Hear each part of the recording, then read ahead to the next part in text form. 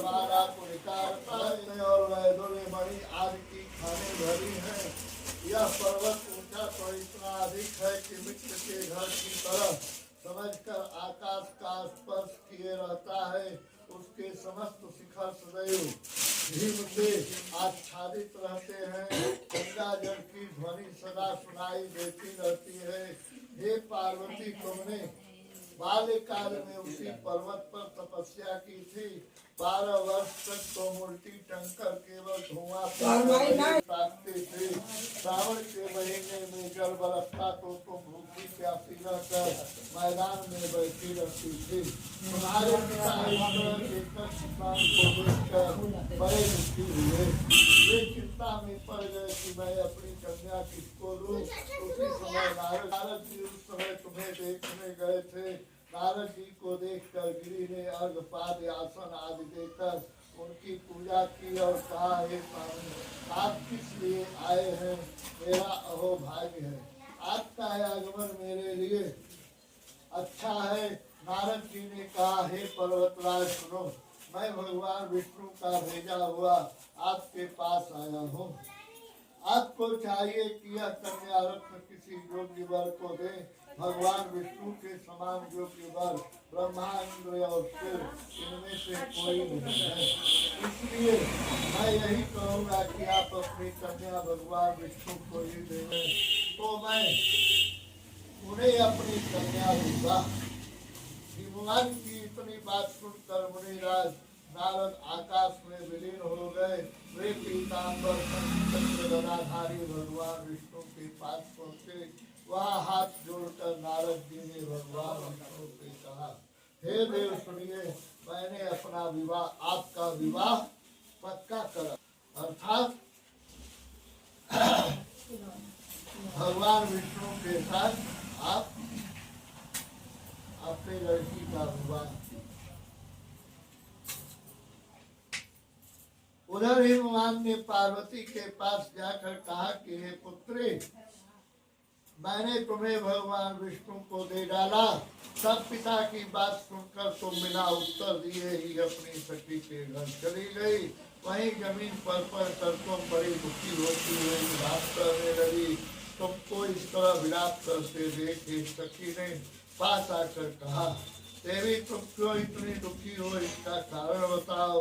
तुम्हारी जो कुछ इच्छा होगी मैं यथाशक्ति उसको पूरा करने की अभिलाषा है, उसे तुम प्रेम पूर्वक सुनो। मैं एकमात्र शिव जी को अपना पति बनाना चाहती हूँ। इसमें कुछ ऐसे जब को पड़े जहाँ पिता को पता न लगे, ऐसी तरह कर तुम कौन देवता या किन्नर मेरी पुत्री को हर ले गया। उन्होंने मन ही मन कहा, मैं नारद जी के आगे प्रतिज्ञा कर चुका हूँ कि अपनी पुत्री भगवान विष्णु को दूंगा। बाजा आदि से मुझे प्रसन्न करने में बिताया। हिमवान भी तब तक उस पर में तुम्हें खोजते हुए आ पहुँचे। चारों दिशाओं में तुम्हारी खोज करते करते वे व्याकुल हो गए। इसलिए तुम्हारे आश्रम के समीप पहुँचते ही गिर पड़े। थोड़ी देर बाद उन्होंने नदी के तट पर 2 कन्याएं देखी। देखते ही उन्होंने बोला, हे शिवे, हे शिवे, हे शिव रूपे, आपको नमस्कार है। हे शिव रूपे, आपको सदा के लिए नमस्कार है। हे ब्रह्म रूपिणी, आपको नमस्कार है। हे जगत धात्री, आपको नमस्कार है। हे सिंह वाहिनी, संसार के भय से भयभीत मुझ दीन की रक्षा करो। इस कामना की पूर्ति के लिए मैंने आपकी पूजा की है। हे पार्वती, मुझे राज्य और सौभाग्य दे, मुझ पर प्रसन्न हो मैं।